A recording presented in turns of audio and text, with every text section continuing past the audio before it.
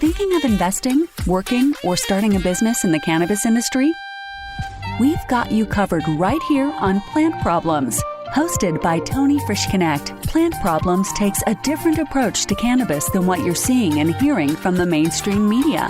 Come along with Tony and be in the know about how to invest, work, or start a cannabis business. Let's get the show started with your host, Tony Frischknecht. Hey everybody, this is Tony Frischknecht and welcome to Plant Problems. Appreciate you guys joining me today. It's another beautiful day here in Colorado. I am itching so bad to get out, and I'm trying to find reasons to disappoint myself so that I'm not as eager as I am to enjoy this weather. It's a great time of the year here, and I am trying to bring you guys some good information to help you guys in your businesses. Of course, some trying times have been happening recently, and just like any business that you have its roadblocks, ups and downs, and you have to change when change comes upon you. And when I speak of this, of course, the COVID-19 stuff, some of the stuff that I want to bring to you today is good all-around business sense. It's not subject to the virus that we have going on right now, the issues that are in the world. And I've been thinking about trying to get you guys some great information. I reached out to a couple friends of mine, and this next gentleman I have coming up that I'm going to introduce you to, I met when I was in a tough situation. We were in our first large warehouse grow, and him and his wife were doing consulting, horticulture consulting, and we were experiencing some crazy insect issues. And when I say crazy insect issues, it's at the time when you have a small grow, it's a lot easier to manage. Once you start going into large indoor spaces and large outdoor spaces, your problems get magnified by the thousands on every square foot or every extra plant you pick up. So I was fortunate to run across this couple. They have done some amazing things in the industry. They wrote a book together called Cannabis for the Capitalist, a technical cultivation guide. They've also written several articles for Cannabis Business Times, and they are also now have created some more information to share with you that I'm excited to talk about. He's got COVID-19 screening and safety processes for small business owners. Before I introduce you, these, like I said before, these are processes you can put in place for everything in the future that you do. We don't always have to start from scratch when we build plans and standard operating procedures. I would say that this person and his wife are extremely good at creating standard operation procedures. They do this constantly. They actually just got off of a year doing a lot of these for the European market. So I can't wait to introduce you. And right now I have Kurt Badertscher with me. Kurt, how are you doing today? Hey, Tony, thanks for having me on. I'm doing great. You're in Colorado enjoying springtime. I'm in Hawaii enjoying it too. Fantastic time there. Kurt actually used to live here in Colorado, so he knows the weather, and he decided to move to an even more beautiful place. Kurt, so you have written gobs of information at this point. What made you decide to launch something like this for COVID-19 right now and the small business owner? Well, like everybody else, I've been watching all the various news, the officials, the press, and everybody like that. And being a kind of a process guy in the first place, what I kept missing was, well, wait a minute, you're telling people that they've got to go do things, but you're not telling anybody what they need to be doing beyond gloves, masks. That seems pretty confusing then. Well, there's nothing there. The new joke is, again, the old joke of where's the beef? Well, that's kind of the whole point of this was we didn't see anybody talking about what was involved in doing it. And so we said, well, we're not going to make masks or anything like that, but maybe we can offer something to the business community in general, the cannabis community in particular, about some thoughts about how to go about understanding what does safe look like. Yeah, that's quite a steep mountain to crawl across. It is, but like they say, the journey starts with a step, and so the first thing you have to do is to talk about it and think about it. So I'll just give right off the top here. I'll just give you a simple exercise that any business owner can do in about 2 minutes. And that is, hey, I've got to go run to the post office. What do I need to do to keep myself safe? And it turns out that it's kind of maddening in that it means maybe driving by the gas station because you've only got one pair of gloves, or you can't go pick up the package if there's a package at the post office. You only got time and safety enough, equipment enough to be able to pick up your mail. So it's a question of understanding how detailed and intense the process is that you have to go implement. And then from there, it becomes a question of matching, what you have available to you, the circumstances of your business, to the challenges of keeping yourself safe, you, your employees, and your customers safe. And so that's the challenge, and it's easily done, actually. Well, so you're bringing a lot of clarity then to the situation, it sounds like. We're hoping to get people thinking. The clarity comes later because, like I said, we slapped this together in a week's time, but a lot of it actually, interestingly enough, came from a lot of the writings that we had in the cannabis industry, because protective equipment's nothing new to anybody. In fact, we know that there's lots of operations, indoor operations in particular, around the world where everybody's already dressed in full PPE every day. And so, you kind of look to those kind of realities and processes to understand, hey, I really do need to be able to keep my people safe and clean. And how do I do that? And, walk through what they're doing every day, coming into work, checking in, going about their business. You analyze every one of those little instances in time and ask yourself, what do I have to do to keep those people safe? And that might include, well, guess what? We've got showers, we've got locker rooms. We can allow people to come in, change, and get into non-street clothes every day, as an example, right? I mean, it's a fairly simple thing. The average retail shop's not going to have a shower and locker room for their employees, so they got to do something different. But you have to address the issue of, what is it that I'm trying to do? Well, I'm trying not to bring stuff in from the outdoors on my clothes. That's the problem, right?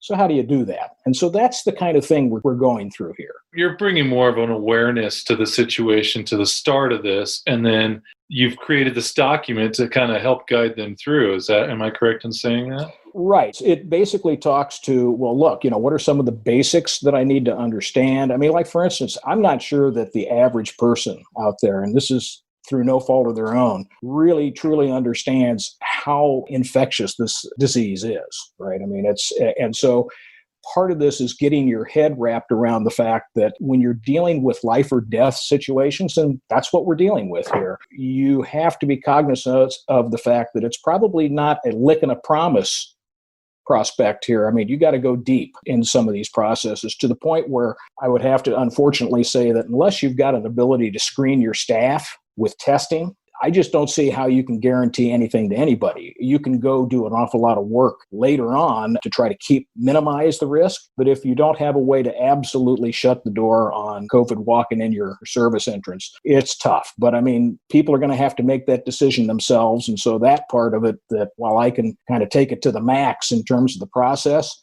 everybody's got to be able to figure out, when do they feel comfortable. But that's really the question. What does safe look like? And how do you recognize it? Because it works both ways. For small business owners, they want to do what they can, but also for your customers, you need to convince them that you're doing the right stuff. And that kind of gets into being transparent about what you're doing, is the other sort of a big message, is that, right now we're seeing problems with the meat packer processing plants and stuff. We don't know what their processes look like. We've been told, right? But guess what? They failed. So whatever they weren't working. And that's sort of the other key. Yeah, I think that what's happening now is, of course, we've got all these issues, and now we've got to revamp our standard operating procedures. If we did have them before, if we still are missing something, we got to add to them. If we didn't have any now, we have to understand that this is going to become mainstream for every business. I mean, what would you say out there to the business owner that's like, you know what, I have enough stuff to do. I can do some hand wipes and some sanitized bottles, but geez, what do you want me to do now? Right. And so, that is the challenge, because the average small business is not a manufacturing business. It's a retail shop or it's a restaurant. They have huge challenges of protecting themselves and then protecting their customers as a result of that. And so, this is exactly the point as to why we tried to jump into this, is start thinking about it and say, okay, I do not want to be responsible for one of my customers getting sick. I mean, that's really kind of where it begins. You're thinking about this, you're asking the same question about your employees, you're asking the same question about yourself. And unfortunately, there's a lot more that goes into that decision than just the technical aspects of stuff, right? I mean, everybody's got bills to pay, and that is a weight that you just can't underestimate, right? I mean, it's pressing down on everybody and driving everybody, but that makes it all the more important that if you're going to go do that, be aware of what you're stepping into here, even to the point of asking your lawyer, am I liable if one of my employees gets sick? Yeah, this is where it comes to, you've got to really ask yourself some hard questions as a business owner to be able to, where are my margins? Where am my liabilities? Is this going to fall on me? And also, I mean, I want to transcend past this COVID-19 stuff because there's going to be other stuff that comes along the way. And if I think more so looking at the bigger picture is keeping, everybody safe even after the next year goes by, right? And really understanding that this is a process that is going to be maintained could be the rest of our lives as we add on to it just to keep people safe. Well, I'm terrible at crystal balls. I won't say much of anything about where I think this is going to go. I'm like everybody else. I'm staring and looking at the charts, and I don't see the rates of infection or the rates of death changing any yet. To me, that's the hill that we're all climbing. And so, what in cases like this, all you can do is to kind of redouble your efforts and that's why we say the first thing is, make sure you have a realistic view of what it is you're facing here. It can be spread through a cough. It can be spread through a touch. I don't know anybody that's doubting that right now, but for those that are, I have nothing to say to them other than good luck. This is like radioactivity. Well, to simplify it and really break it down, I mean, a lot of your experience has been in the cannabis world for the last 10 years. I imagine, well, I know for a fact because we work together on some stuff, but you have processes in place to prevent diseasing other crops and in the area of the facility, right? Right. Absolutely. That's what I was saying earlier, that, that we put together an awful lot of this thing just by drawing on our writings that we've already got in place. And none of them, I mean, if there's a technology that we suggest that you don't have, well, you don't have it. And I'm not suggesting that you go out and do it unless you really think it's the key to your business. But I mean, there's any number of things that people can do, but it is limited by the realities of what they've got. Let's talk about that for a second. So, besides somebody going through your COVID screening manual here, what are the top things that they need to do right away as they're either reopening or thinking about opening? Well, I think that the one thing, given that they can't do the testing of their staff necessarily yet, I understand some companies might be able to, but I think that's bigger ones. That means you put the focus on protecting your customers in the back end. That's where you have to put all your effort, because if you can't guarantee you're clean, on your house side, if you will, the business side, you got to do your best to make sure that your customers are going to be protected. And so whatever that is, whether that's distancing or, I'll give you an example,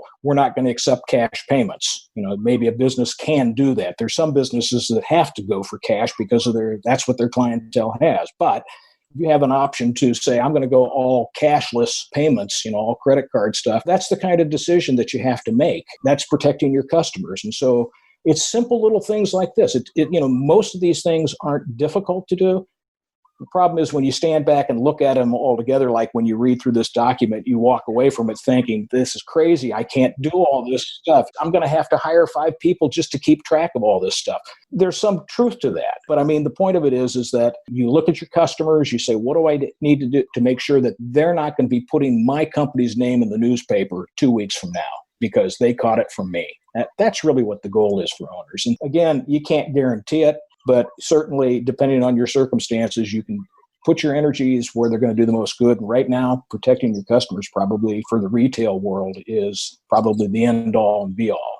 And I think too, I mean, from the people that are growing, if they don't have some of these in place already, I can't imagine. Let's talk about new markets. Guys that are just coming from the basement up into the grow world. I mean, these guys are not used to wiping their feet off as they come in the grow. I mean, it's really that simple. How do you get someone that is set in their ways to change their frame of mind? Well, I mean, that's a challenge anywhere. I mean, just ask people to try to change my mind. It's a near impossible task. But I mean, it amounts to, the business I'll give you an example. Any business needs to convince their employees it's safe to come back. Right? I mean, that's fundamentally as opposed to forcing them to come back under pain of loss of their unemployment or something like that. Most operators in the small business world out there want to be able to attract employees. They have to be able to attract employees. And right now, I don't know how you do that without being able to demonstrate a high level of attention to their safety. So that becomes, I think, a very important aspect of all this stuff. You've got to have some transparency. Here's my process. Here's why I'm doing what I'm doing. You got to get everybody on the same page. And basically, you just have to let them understand this really is life or death. This isn't messing around. I mean, if we get a powdery mildew outbreak, the world doesn't come to an end. Somebody's job might come to an end because they let that happen, but the entire staff isn't going to go off to the hospital. So you got to dial it up. You got to be realistic about it. When you say you've really got to take care of the employee, I mean, as a business owner, that's who's helping you grow your business. So these are vital people for you either maintaining or building something larger. Yes. Of the mind, generally speaking, just as you said there, you got to protect the people that are running your business for you, because if you don't, they're going to walk away. So, I mean, in that respect, the cannabis industry is just like any other manufacturing process, just like a meat packing plant. A high probability there's exposure. And so the question is, how do you get that down to a reasonable level? And so that becomes the biggest challenge. So have you started working with some individuals, some of these SOPs moving forward, or are you still in the process of finalizing the product? Well, the product, again, is a thought provoker, right? I mean, because I recognize you can't build a generic SOP for people because you use what you have. And if you can take advantage of something, you should. And if you don't have that, well, you do what you can. Again, it does come down to you making a hard assessment as to whether or not it's safe for me to open my business. And in the cannabis world right now, I would have to say that we're not as worried about the customer desire to come back. It's a lot like the liquor market right now, is that there's lines of people standing outside. So I don't think you're going to have too much of a problem with convincing your customers that it's safe to come back. They want to come back. Employees, cannabis workers are, like I said, just like people that are looking at going back to a meat packing plant. What's the business doing to protect me? And if they don't feel comfortable, who knows what's the result? Well, that, and, I'm not sure about this too, but one thing that came to mind is that there has been some talk about people are making more money being unemployed than they are, working in some of these companies. If that's the case, if they can stay unemployed, that's not good either, because now we don't have the help that even requires to run either a meat packing plant or a cannabis grow facility. The issue with the unemployment, like you said, I mean, it's better for those people to stay out, but there is the catch of, wait a minute, you've got to go take a job if it's out there, right? So if your boss calls you back, I mean, this is the catch-22, right? I mean, this is the reality of it, is that, well, you can't be comfortable on that because you got to get back to work. And so that becomes now a real stress point. And this is why, if you want your employees to come back without hesitation, if you would want to avoid that headache, I'd say tell them everything you're doing. And I would even involve them in getting feedback from your staff, because if you're not doing that, you're not really talking to the people that have the worries. That's a really good point. I'd like to praise you for bringing that up, because as business owners, we tend to get stuck in our little world sometimes. Yeah. And we forget to ask those simple questions of, hey, I mean, it could be simply, if they're closed down now, it could be starting text messages or emails saying, hey, we're looking at opening up. These are some of the standards. Is there something that we're missing, right? Is there something that we could be adding to this? Is there something for future? Right. And, right now, employers, business owners, the standard that's been set for them is at a federal level, the OSHA and workplace guidelines. There's been some tweaks done.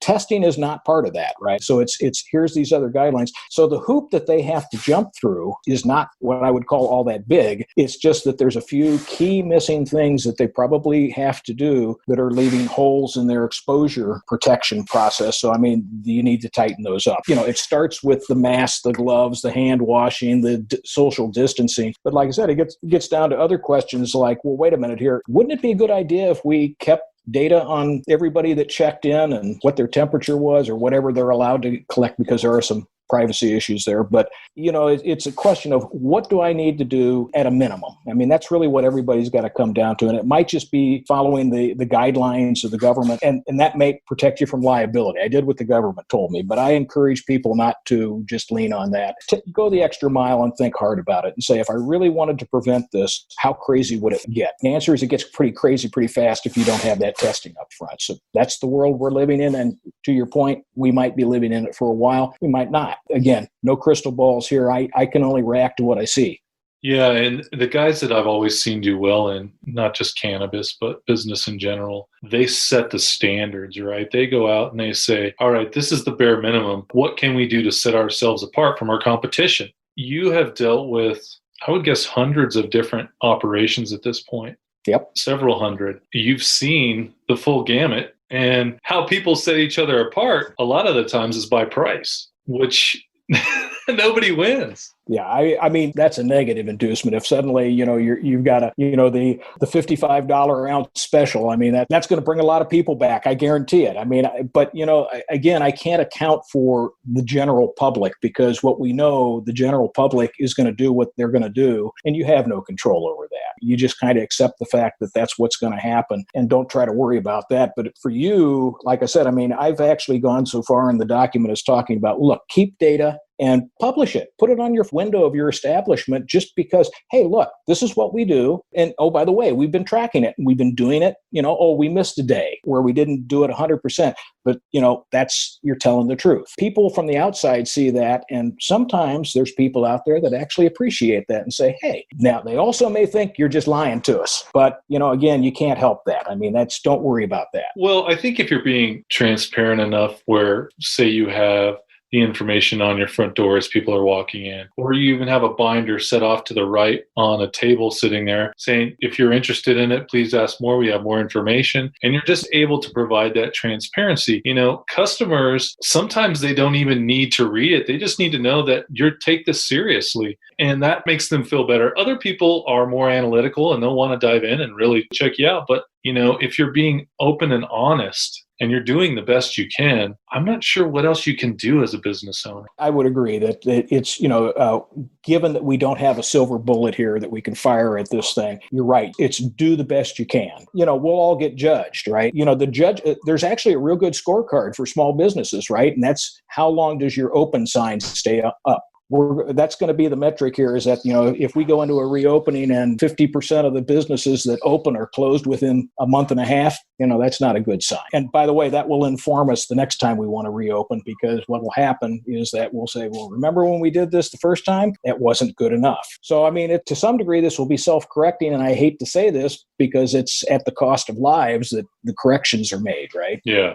To me, I think that's the bottom line, is that in reality, it's the fact that we're dealing with human life and life and death situations, and not just your employees, right? It's their families, it's their friends. This is where the personal responsibility that everybody talks about really comes in, is that we're going to live or die based on whether or not, in many respects, on top of whatever support and help we get from businesses and government, it's how people act that's going to make the big difference here. Yeah, and I think you said it best when there's not a silver bullet. Kurt has experienced a lot of different scenarios in the grow world, and I'll be right out front. I mean, is there ever a silver bullet for the situation? There usually is, actually. I mean, that's the reason why the industry has done so well, is that everybody has figured out how to get on top of their various and sundry problems, and that's just a credit to the ingenuity of the people in the industry over the last 10 years. So, I mean, my hat's off to them. They now have another challenge that's going to require all their ingenuity to figure it out right, because like I said, I mean, the first time that there's a report of an outbreak from ABC dispensary, that's not going to be good.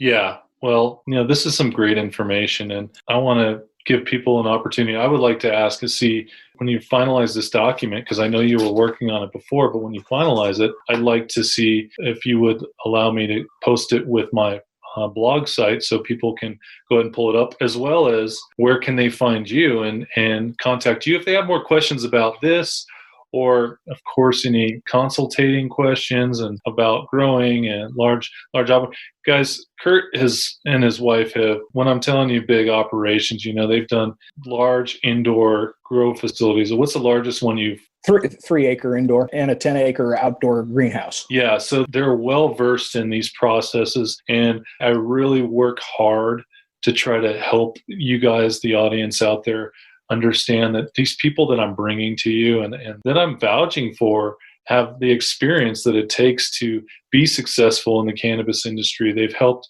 several hundred companies navigate through times like this and situations where they are under duress and they're stressed out financially. I can't tell you what it is to have somebody on the other end and say, you know what, we got a process for that. We've got an answer for that. And, so many guys out there, I would say there is a lot of the industry that talks the talk and doesn't walk the walk. And that's why I really value that you had the time to spend with us today and share some of your thoughts, because this isn't all just about COVID-19 stuff. This is really about tying into the quality people that can help excel your business to the next level. Also, if you're looking at trying to do consulting like this, what it really takes, not only knowledge, but it takes experience. I've seen a lot of people in the last year that have just called themselves consultants. I would say the last 5 years. They call themselves consultants. We've been doing it a long time, Tony. Yeah.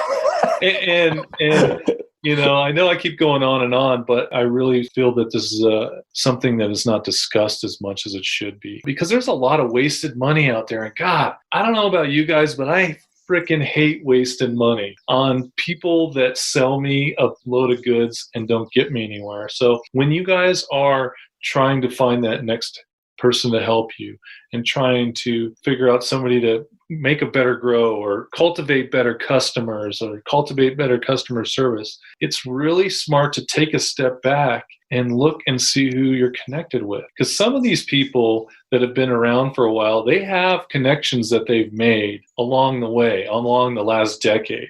And these people are still around. And I hope that you reach for those people, guys like Kurt, that have the experience to help you navigate this up and down crazy industry. So, Kurt, I want to thank you again. How can people reach out to you if they are interested in contacting you? Hey, it's real easy. The company website is Otoké Hort. So OTOKEHORT.com. info@. Awesome. And everyone, I would like to pose a question to you. What's the simple thing that you can do for your company to raise the bar against your competition? What can you do? Think about what you can do to help yourself and also motivate you to become a better business owner or to become a better company. I would ask you guys that. And Kurt, great having you on. Thanks so much. Hey, Tony, thank you for having me on. Thank you so much. I do this for you guys. I believe in bringing you guys the best information I possibly can. And I'm going to continue to bring bigger and bigger stuff. So I want to thank you guys so much for listening in today. It's been great. I keep expanding and finding more stuff. So please let me know if there's anything I can do for anyone out there, connect you guys. I'm totally open to that too. So of course you can contact me at plantproblem.com, and I look forward to sharing another episode with you. You've just listened to another insightful episode of Plant Problems. If you like what you heard so far, don't forget to tell your friends and colleagues. For additional resources or to leave a review, head over to plantproblem.com. Join us again next week on Plant Problems with Tony Frischknecht. We look forward to having conversations with you as we go along this journey.